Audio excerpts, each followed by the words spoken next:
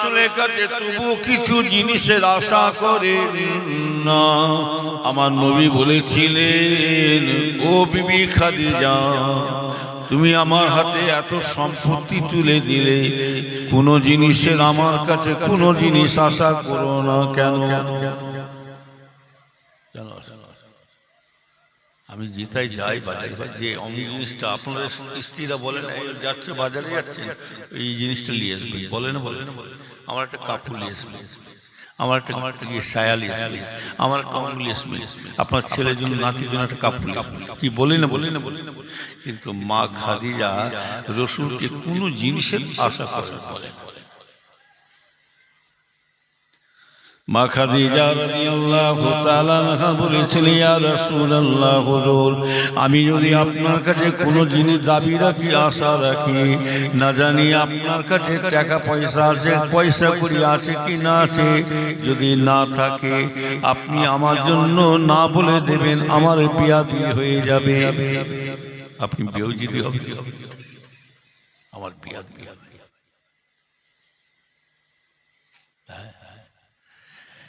আল্লাহ নবী বলেছিলেন, ও খাদিজা, তুমি আমার কাছে কোনো জিনিসের দাবি রাখলে নাও। তবে আম্মা জান খাদিজা বলেছিলেন, মেয়েরা, মা বোনেরা শুনে রেখে দাও, স্বামীর কাছে কি আশা করছে দেখে দাও, কোনো দুনিয়া বাই আশা করে না। মা খাদিজা বলেছিলেন, ইয়া রাসূলুল্লাহ, হুজুর, আমি একটা জিনিস আপনার কাছে একটা জিনিস দাবি রাখছি, হুজুর, আপনি আমার কথাটা, আমার দাবিটা কি পূরণ করবে? রাসূল আমার বলেছিলেন, খাদিজা, তোমার কোনো জিনিস আমি আজকে নিয়ে আসতে পারলাম না, তুমি আমার কাছে কোনো জিনিসের দাবি রাখলে না, কোনো জিনিসের আশা করো না, কেন তোমার কথা আমি রাখবো না বলো? বলে, ইয়া রাসূলুল্লাহ, মা খাদিজা বলেন, ইয়া হাবিবাল্লাহ, হুজুর, আমার একটাই দাবি, হুজুর, আমি খাদিজা যখন মারা যাব, ইন্তেকাল হয়ে যাব, আপনার জুব্বাটা আমার গায়ে পরিয়ে দিয়ে, আমি যখন মারা যাব আপনার জুব্বাটা আমার গায়ে পরিয়ে দিয়ে কাফন বলে দাফন দিয়ে দেবে। কি চাইছে? জুব্বাটা হুজুর আপনি দেবেন।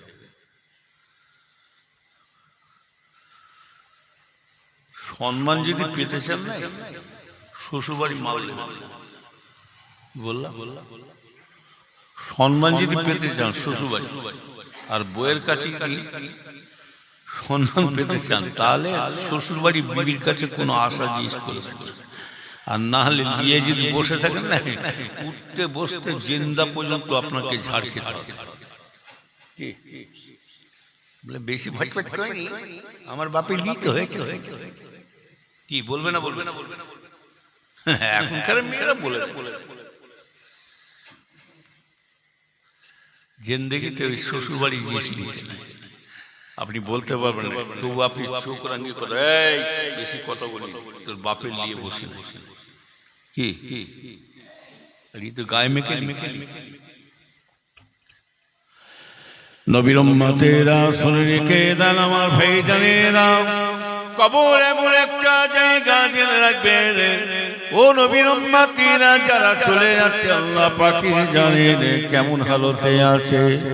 এই যে আজকে আমার ভাইজানেরা কখন দাফন দিয়েছেন এই মানুষটাকে, আজকে কটায়?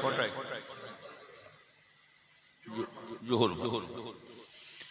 রাসূলুল্লাহ বলছেন, এই জোহরের সময় দাফন দিয়েছেন 2টোর সময়, কিন্তু আল্লাহর ফেরেশতা যখন সওয়াল জবাব করতে ঢুকবে, ওই মুর্দার কাছে টাইমটা হবে আসরের সময়। কোন সময়? আসর। এবার আপনি ভালো মন্দ কাজ করেছেন কি না করেছেন, ওই আসরের সময় ধরা পড়ে যাবে। কেমন ধরা পড়ে? দুনিয়াতে যদি আপনি নামাজ পড়ে চলে যান, হাদিস শরীফে আছে যদি দুনিয়াতে কেউ যদি নামাজ পড়ে দুনিয়াতে বিদায় হতে পারে, আল্লাহর ফেরেশতা যখন তুলে বসাবেন সওয়াল করবে মান রব্বুকা মান দীনুকা মান নবিয়ুকা। কবরবাসী নামাজি মানুষটা কোনো প্রশ্নের উত্তর দেবে না, তখনই উঠে বলবে, ছুটোছুটি করবে, কবরের মধ্যে একবারই মাথা ও মাথা ইদিক উদিক দৌড়বে। কেউ যদি মনে করে যে হুজুর ব্যাধি মাফ করবে, ওইটুকু জায়গায় কেমন করে দৌড়দৌড়ি করবে মানুষটা কবরবাসী। আল্লাহ রাসূল বলছেন ওই কবরবাসীকে যেমন ফেরেশতা সওয়াল জবাব করার জন্য উঠে বসাবেন, রাসূল বলছেন ওই কবরবাসীর চোখের দৃষ্টিটা নজরটা যত দূর পর্যন্ত যাবে, আল্লাহ পাক কবরটাকে তত দূর পর্যন্ত আল্লাহ কুশাদা করে দেবেন, বড় করে দেবে। চারিদিকে বড় লিলি যেদিকে চেয়ে দিকে লিলি, কিন্তু চারিদিকে লিলি, কিন্তু একা ছাড়া আর একা ছাড়া আর কাউকে দেখতে দেখতে। যে কবরের কথা শুনে আবু বকর হুজুর কেঁদেছিলেন, যে কবরের কথা শুনে ওমর ফারুক কেঁদেছিলেন, যে কবরের কথা কেঁদে শুনে হযরত উসমান হুজুর জারি জার হয়ে কাঁদছেন, যে কবরের কথা শুনে ইমামে আযম হুজুর জারি জার হয়ে কাঁদছেন, ইমামে আযম হুজুর ওনার যেখানে কবর হবে ওই জায়গায় বসে বসে কাঁদছেন আর মনে মনে বলছে, আল্লাহ গো আমি ইমামে আযম যখন দুনিয়াতে চলে যাব, আল্লাহ এই কবরে আমি একা কেমন করে থাকব। মনে মনে কোরআন শরীফ তিলাওয়াত করতে থাকে, 1 খতম 2 খতম 5 খতম 10 খতম, 1 খতম 2 খতম 5 খতম 10 খতম 100 200 500 1000 2000 করতে হতে ওই জায়গায় বসে বসে 7000 বার কোরআনের খতম করে নিয়েছিলে।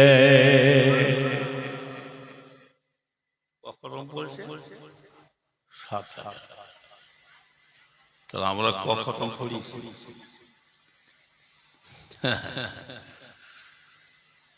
খতম পড়বো তো দূরের কথা, পিচ্ছাপ করবার নাম করে বাপ মায়ের কবরে উকিও মারি না, আর এদিকে ফুটপাশে চলে যাচ্ছে জিয়াদ, এদিকে চলে গেল দিল্লিতে চলে যায় নিজামুদ্দিন আউলিয়া হুজুরের কুতুবউদ্দিন কাকি হুজুরের মাজার চলে যাচ্ছে, পাঞ্জাবের শাহজাহান শরীফে মুজাদ্দ আল পেশানি হুজুরের মাজার চলে যাচ্ছে, আর নিজের বাপ আছে একবার জিয়ারত করে। কথা বলে কি শুনছেন না ঘুমাচ্ছে? তো বিধান তো না রে, মোটামুটি একটু ভোল্টেজ আছে, লোক আসবে ঠিক টাইমে, ওরা জানে আমাদের এখন টাইম হয়নি, ওদের এখন সিগন্যাল পড়েনি, ঠিক টাইমে ঢুকে যাবে। হ্যাঁ হ্যাঁ, ইয়া নবী সালাম আলাইকা, চল খাবার লাইন হয়ে গেছে, চল চল চল খাবার লাইন, এসে আবার মারামারি। যদি গোশ যদি না দেয় না, এর 7-8 টুকরো গোশ শুধু আলু আলু খেদমত করে দেখাচ্ছে, অত গোশ দিচ্ছেন আর আমার একটা ঝাড়বো দেখি খেদমত করবে, এক মুখে মুড়িয়ে ফেলো, জলসা বেলায় শোনার বেলায় নাই, গোশের বেলায় ছিল। আর গোশ কি হবে, গোশকা বন্ধ হয়ে গেছে। হ্যাঁ দাঁড়ান দাঁড়ান, নবীর উম্মতিরা সবাইকে দিবেনা, ও মুসলমানের ছেলে মেয়েরা ভালো করে খেয়াল করে শুনে কে দেবেরাও, আমলের কুয়াত আমলের শক্তি দেখাতে হবে। এখানে বংশর গরম চলবে না, সিদ্দিকের গরম চলবে না, সৈয়দের গরম চলবে না, মোল্লার গরম চলবে না, শেখের গরম চলবে না, মল্লিকের গরম চলবে না, কাজীর বংশ চলবে না, শেখের বংশ চলবে না, এখানে পীরের বেটা বংশর গরম চলবে না, এখানে মলি সাহেব মুফতির গরম চলবে না, এখানে হাজি গাজীর গরম চলবে না, আর এখানে টাকার গরম চলবে না, এখানে কবরের মধ্যে একটাই গরম চলবে, সেটা হলো কি আমলের আমল গরম দেখা। আমি যদি বলি আমি ছোট হুজুরের ছেলে, দাদা হুজুরের পুতা, হুজুর রাখ, তোর হুজুর রেখে দে, খেজুর বার করে ওই হুজুর মুজুর চালাস সব গরম, যে যার গরম তার কাছে রাখে। আপনাকে ধরা দেবে, আপনারা আমল ধরা দেবে। কে ধরা দেবে? আমল। আল্লাহর প্রথম হিসাব কি জানেন? এই মরণের পরে আল্লাহ পাকের প্রথম হিসাব কি জানেন? বান্দা, তোমাকে দুনিয়ায় পাঠিয়েছি, তুমি আমার নামাজ পড়েছো কিনা জবাব দাও। এইটাই প্রশ্ন। ওই জন্য কবরবাসী দুনিয়াতে যখন চলে যাবে, কবরবাসী হয়ে যাবে, আল্লাহর বান্দা ওই সময়তে কবরে দৌড়দৌড়ি করবে।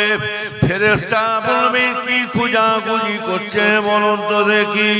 বলে, আমি খোঁজাখুঁজি করছি কি জানেন, আমি ঘুমিয়ে পড়েছিলাম, আমি আরাম করছিলাম, আপনি আমাকে উঠিয়ে দিয়েছেন। ও নবীর উম্মতিরা, ওই কবরবাসী বলবেন, আমি কেন দৌড়দৌড়ি করছি জানেন? আমি একটু দৌড়দৌড়ি করছি কেন জানেন? আমি আসমানে চেয়ে দেখছি সূর্যটা ডুববো ডুববো হয়ে আসছে, তখন আমার মনে পড়ে যাচ্ছে, আল্লাহ, আমার আসরের নামাজটা কাজা হয়ে যাবে নাকি? আমি একটু কেন দৌড়চ্ছি জানেন? কোথায় গেলে একটু উজুর পানি পাওয়া যাবে, যদি একটু উজুর পানি পেতাম, আমি আল্লাহর নামাজটা আদায় করে নিতাম। কবরেও নামাজ এমন নামাজ পড়েছে, কবরে নামাজ পড়ার জন্য উঠে পড়েছে। ফেরেশতা বলবে, এই কবরবাসী, আর তোমাকে নামাজ পড়তে হবে না, যা করবার দুনিয়াতে আর তোমাকে রোজা রাখতে হবে।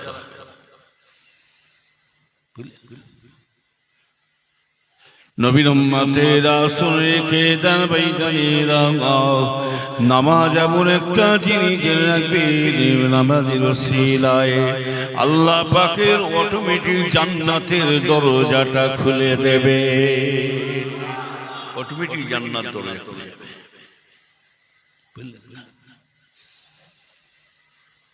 নামাজ এমন একটা জিনিস, আপনি যতই বিপদে পড়বেন কাউকে বলতে হবে না, নামাজ পড়ুন, আপনার দেখবেন জবানটা আল্লাহ পাক পবিত্র করে দেবে।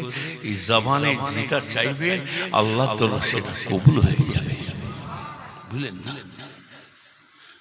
আমার ভাইজানেরা, ভালো করে খেয়াল করে শুনে কে দেন, হযরতে বেলাল রাদিয়াল্লাহু তাআলা কে আল্লাহ রাসূল ডাকলেন, ডেকে বললেন, বাবা বেলাল, তুমি কি আমল করো বাবা? ঘুমোচ্ছে, ঘুমোলে হবে না। আর আমাকে দিয়েছে রুগী দেখার মতো, আমি একটা রুগী, আমি বলি যে আপনি কেজিয়ান আছে, আপনি আমার সাথে রুগী হয়ে যাচ্ছে। হ্যাঁ, দেখছেন না, পিজি হসপিটাল সব শুয়ে আছে, আর কিছু রুগী ঘুরছে, কখন পোলিও খাওয়াবে। হ্যাঁ, কিছু রুগী ঘুরে ঘুরে বেড়াচ্ছে, কখন পোলিও খাওয়াবে। আবার কিছু রুগী শুয়ে আছে, ঠিক টাইমে যাবে, বুঝলেন? নবীর উম্মতরা ভালো করে খেয়াল করে শুনুন, ঘুমাবেন না, ঘুমোলে দেখতে খারাপ লাগে।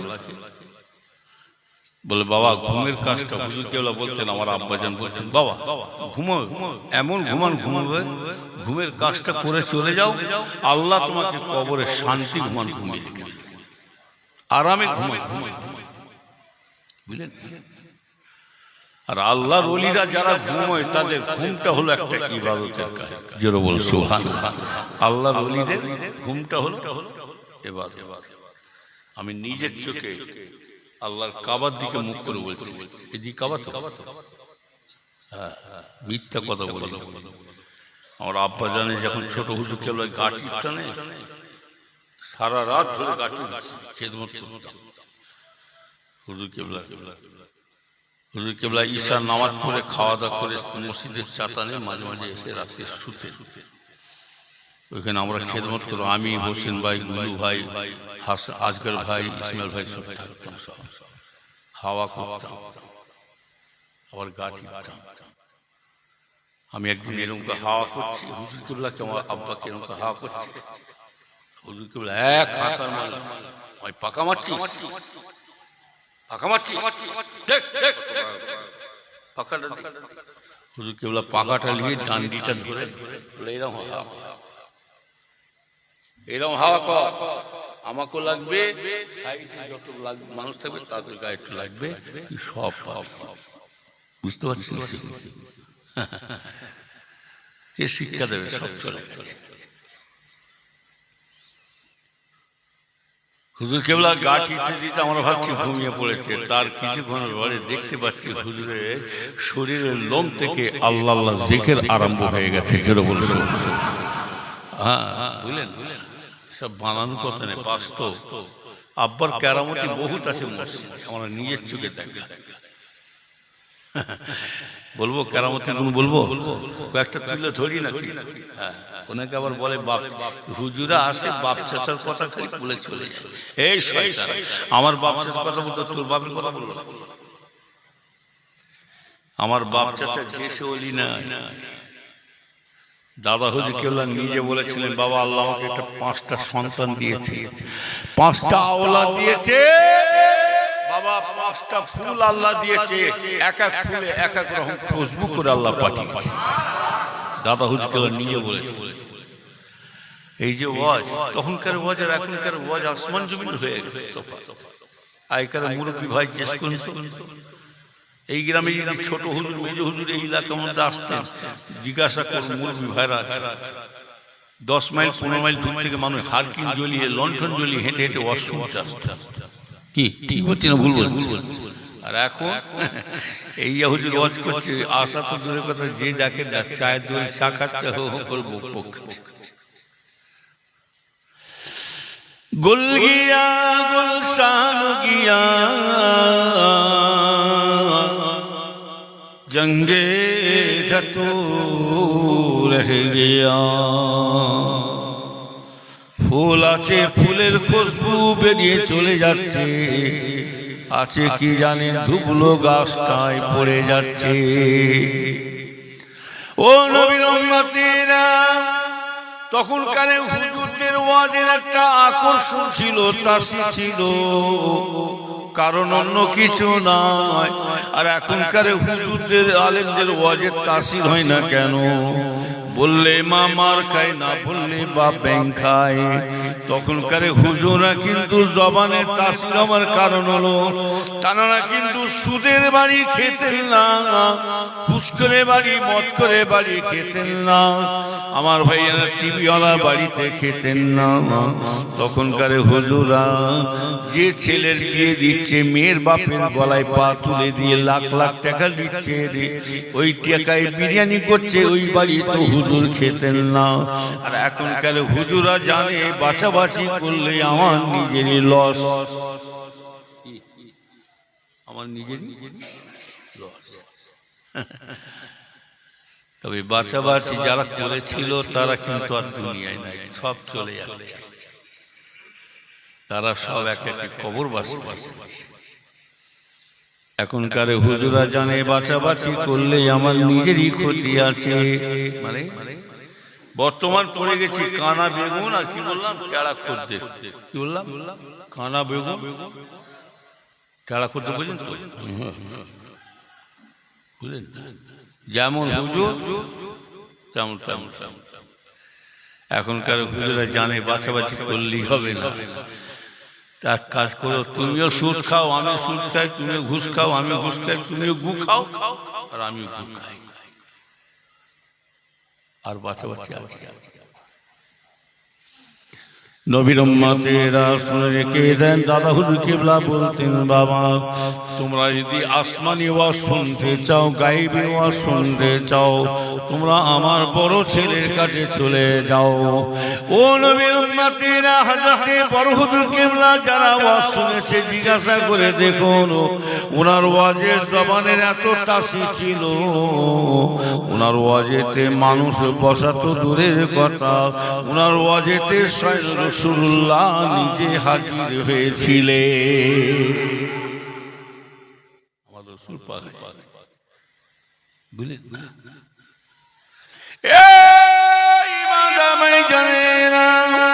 ওই জন্য বলছি আমলে কুয়াত, আমলের শক্তি দেখাতে হবে মেয়েরা। আমল যার আছে তার সব আছে জানবে মেয়েরা। আমার ইমানদার মেয়েরা, হযরতে বিলাল রাদিয়াল্লাহু তাআলা কে আল্লাহ রাসূল ডেকে বলেছিলেন, বাবা বিলাল, কি এমন আমল করো বাবা, তুমি কি এমন আমল করো? হযরতে বিলাল রাদিয়াল্লাহু তাআলা বলেছিলেন, ইয়া রাসূলুল্লাহ, ইয়া হাবিবাল্লাহ, হুজুর আমি এমন কিছু আমল করতে পারি না, আমি এমন বেশি কিছু আমল করি না। আল্লাহ রাসূল জানি বলেছিলেন, না বাবা, ও না বাবা, বলো কি আমল করো? আমি রাসূলুল্লাহ যখন সিজদাতুল মুমতানে গিয়েছিলাম, ও বাবা বিলাল, আমি রাসূলুল্লাহ যখন সিজদাতুল মুমতানে গিয়েছিলাম, ওইখানে একটা আওয়াজ শুনতে পেয়েছিলাম, ওইখানে একটা শব্দ ঠকাস ঠকাস করে শুনতে পেয়েছিলাম। আমি রাসূলুল্লাহ ওই আওয়াজটা ভালো করে শুনে দেখি কিসের আওয়াজ হচ্ছে, কিসের শব্দ হয়। ও বিলাল, ওই আওয়াজটা অন্য কিছু নাই। বাবা বিলাল, তুমি যখন চলাফেরা করতে রে, ওই জুতোর আওয়াজটা ঠকাস ঠকাস করে আওয়াজ হয়, ওই আওয়াজটা আমি সিজদাতুল মুমতানের শব্দ শুনতে পেয়েছিলাম।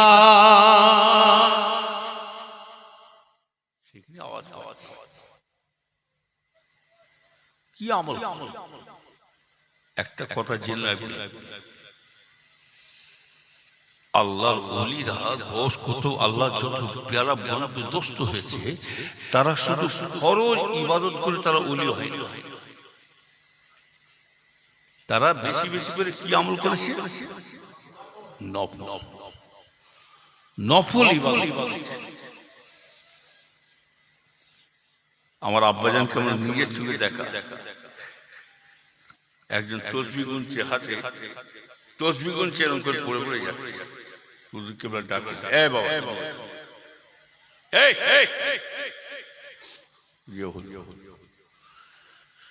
বাবা তসবিহটা আমার হাতে দিয়ে বললেন, তোমার ডান পকেটটা দেখি, তসবিহটা পকেট, বাবা হাতটা ঢুকাও, গোনো তসবিহ পড়ো, কেউ জানতে পারছে? কেউ বাবা নফল ইবাদত যত পারবে গোপনে গোপনে করবে, নফল আমল যত পারবে লুকিয়ে লুকিয়ে, আর ফরজ ইবাদত কি প্রকাশ। রাসূলের সাহাবাদের ঝগড়া ছিল কিসের জন্য বলুন? রাসূল পাকের সাহাবাদের ঝগড়া ছিল, বিবাদ ছিল কিসের জন্য? একমাত্র তিনাদের চিন্তা আল্লাহ আল্লাহ রসুলকে কি করে খুশি করতে পারবে, কে কতটা আল্লাহ আল্লাহ রসুলকে রাজি করতে পারবে। আমল আমাদের মতো টাকা পয়সা নিয়ে নেয়, জমি জায়গা ভিটে বাড়ি নিয়ে নেয়, আমার ব্যবহারে যেন আল্লাহ আল্লাহ রসুল খুশি হয়ে যায়, বুঝলেন না? ইমাম সাহেব, ইমাম সাহেব আপনাদের ইমাম, মাশাআল্লাহ, ইমাম সাহেব মাইনে কিন্তু নিয়ে বসে থাকলে হবে? কত দেয়?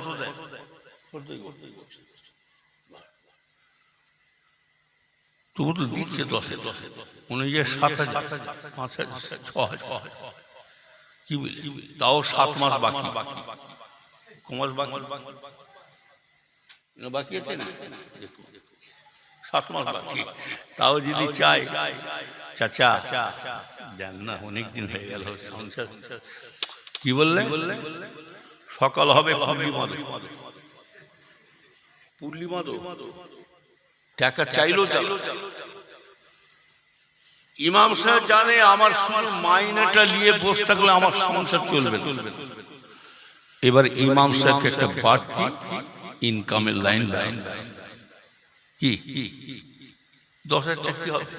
চা খাবি 4,000 টাকা 5,000 টাকা চলে যাবে। ছেলে ফুলে খাবে, ডাক্তার পানি আছে।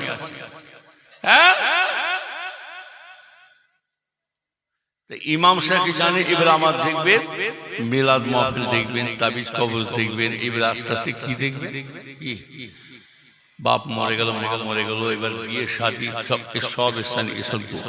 এইটা হচ্ছে বাড়তি ইনকাম। তা ওটা মায়ের সাথে ধরলে বিপদ হয়ে যাবে। আল্লাহর ওলিরা শুধু নফল, শুধু ফরজ ইবাদত করে। আল্লাহর ওলিরা তাহাজ্জুদে নামাজ পড়েছেন, আর রাসূলুল্লাহ বলছেন যে ব্যক্তি তাহাজ্জুদে নামাজ পড়বে আমি রাসূলুল্লাহ তাকে কথা দিলাম, আমি রাসূলুল্লাহ বলে দিলাম তার সাথে আমার সাথে একসঙ্গে আমরা দুজনে একসঙ্গে আল্লাহর জান্নাতে যাব। তাহাজ্জুদে নামাজ পড়া এই পড়া হয় চাচি, এমনি হয় না, আবার পান্তা ভাতে ঘি চাইছে, গরম ভাতে ঘি যেতে নেই, আর বলছে পান্তা ভাতে। আবার তাহাজ্জুদ ফরজে কই নাই, হয়ে বেড়া তেলেই যেন পাগলা হয়ে দৌড়চ্ছে সব। আর ফরজ কি রাগ করছে নাকি? বলছি হ্যাঁ, আল্লাহর ওলিরা তাহাজ্জুদ শুধু না ইশরাকের নামাজ পড়েছে, তাহাজ্জুদ শুধু না ইশরাকের নামাজ, সালাতুত তাসবিহ নামাজ, চাষতের নামাজ পড়েছে ভাইজানেরাও, তাহিয়াতুল উযু নামাজ পড়েছেন আমার ভাইজানেরাও, শুকরিয়া নামাজ পড়েছেন, তওবার নামাজ পড়েছে ভাইজানেরাও। শুধু তাই না, আওয়াবিল নামাজ পড়েছেন। আল্লাহর ওলিরা বেশি বেশি নফল ইবাদত করে করে তারা সব একটা একটা করে আল্লাহর বন্ধু হতে পেরেছে ভাইয়ানেরাও। ও নবীর উম্মতেরা শুনে কে দেন, হযরতে বিলালকে রাসূলুল্লাহ বলেছিলেন বাবা বিলাল কি আমল করো? বলি ইয়া রাসূলুল্লাহ হুজুর আমি বেশি কিছু আমল করতে পারি না। কিন্তু রাসূল বলেন না বাবা আমি সিদরাতুল মুনতাহায় আওয়াজ পেয়েছিলাম তোমার জুতোর আওয়াজ। তখনই হযরতে বিলাল বলেছিলেন ইয়া রাসূলুল্লাহ ইয়া হাবিবাল্লাহ, হুজুর বিয়াদি মাফ করবেন, নামাজ রোজা তাসবিহ তিলাওয়াত সব কিছু করছি বটে, তবে ইয়া রাসূলুল্লাহ আমি বিলাল যখনই উযু করে নিই, উযু করার সাথে সাথে আমি 2 রাকাত করে তাহিয়াতুল উযুর নামাজ আদায় করে নিই। কি নামাজ আদায় করে? তাহিয়াতুল উযু। বিশাল উপকার, বিশাল আমল। যখনই উযু করবে 2 রাকাত করে তাহিয়াতুল উযুর নামাজ আদায় করবে। হ্যাঁ, তাহিয়াতুল উযুর নামাজ আদায় করবে। আমার রাসূল পাক দয়ার নবী দোজানে বাদশাহ দয়ার নবী শুনে বলেছিলেন বাবা বিলাল তুমি এত বড় আমল করো, এত বড় আমল করো, আমি রাসূলুল্লাহ তোমাকে বলে দিলাম আল্লাহ যখন বেহেশতে দান করবে, আল্লাহ যখন জান্নাত দেবে, আল্লাহ পাক আমার বিলালকে আল্লাহ সবার আগে আল্লাহ জান্নাতে পৌঁছে দেবে। কে যাবে জান্নাতে? হযরতে বিলাল। হযরতে বিলাল কে ছিলেন? কে ছিলেন? রাসূলের সাহাবা। উনি কোথায়, কোন দেশের মানুষ? হাবশা দেশে। কোন দেশে? হাবশা দেশে। হযরতে বিলাল খুব ফর্সা টুকটুকে, নাই কালো কুচকুচে, নাইজেরিয়ার লোক দেখেন কালো কালো। হ্যাঁ, আল্লাহ যদি কোনো সময় হজে যাওয়াই না নাইজেরিয়ার লোকের সাথে চালাকি করবেন না, মুখটা দেবে না ওইখানে পড়ে যাবে। সাংঘাতিক বিশাল ক্ষমতা। আমাদের দুটো হাত ও একটা হাত, বুঝতে পারছেন? আমাদের দুটো হাত মিলিয়ে যাবো, ওনার একটা হাত থাপা। কোনদিন যদি হজ যান না, যদি মনে করেন কাবা শরীফ হযরত আসওয়াদ পাথরের চুমা দেবো, যদি নিয়ত করে, যদি আশা করেন নাইজেরিয়ার লোকের পিছনে দাঁড়ান আর মাঝে মাঝে হাসবেন, গায়ে হাত তুলে মুচকে মুচকে হাসবেন, তারপরে বলে আমার সাথে আসো। ঠেলা ছিলি করছে না,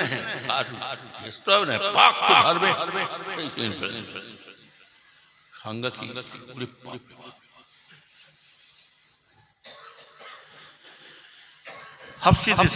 হযরত বিলাল কিন্তু কালো কুচকুচে দেখে, আর হুজুরের জবানটা কিন্তু এত আকর্ষণকারী।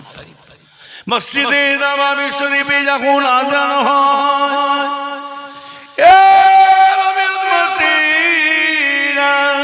হযরত বিলাল যখন আযান দিতেন, ওই আযানের শব্দটা আল্লাহ পাকের আরশ পাকে পৌঁছে যায়।